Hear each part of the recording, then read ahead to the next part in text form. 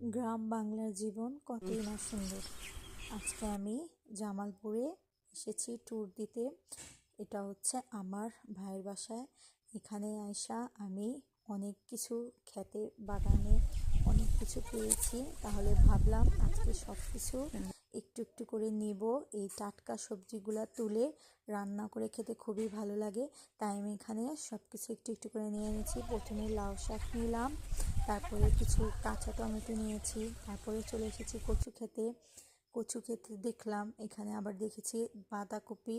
দেখেন কত বড় বড় বাঁধাকপি হয়েছে। আমি তুলতে চেষ্টা করব কিন্তু তুলতে পারছি না, তাই আমার ভাবি তুলে দিবে আমাকে। হ্যাঁ, ওরা পারে অনেক সুন্দর করে তুলতে।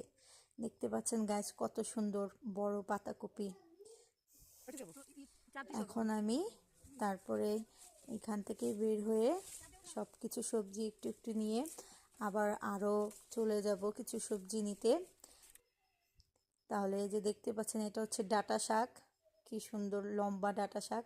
এটাকে একটু ভেঙে নিয়ে নিলাম। তারপরে এখানে চলে যাচ্ছি শিম নিতে। লম্বা লম্বা শিমগুলো ঝুলতেছিল, তাই আমি এখানে কিছু শিমগুলো নিয়ে নিয়েছি।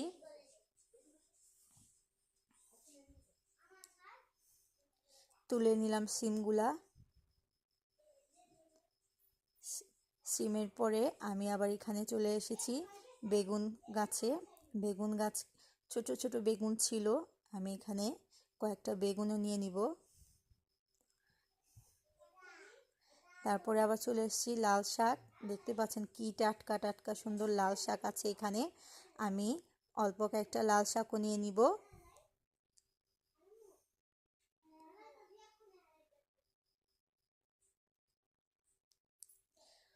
তারপরে চলে এসেছি পেঁপে গাছে। দেখেন কি সুন্দর করে পেঁপেগুলা ঝুলছে, বড় বড় পেঁপেগুলা টাটকা। এই যে ছিঁড়ার সাথে সাথে পেঁপের দুধও বের হয়ে গিয়েছে। এখন আবার এসেছি সবজি নেওয়ার পরে পেঁয়াজগুলা তুলতে রান্নার জন্য। তারপরে এগুলা সবগুলা রান্না হবে মাটির চুলায়। খেতে অনেকই ভাল লাগবে আর অনেকই স্বাদ হবে। আপনারা আমাদের জন্য দোয়া করেন। আল্লাহ হাফেজ।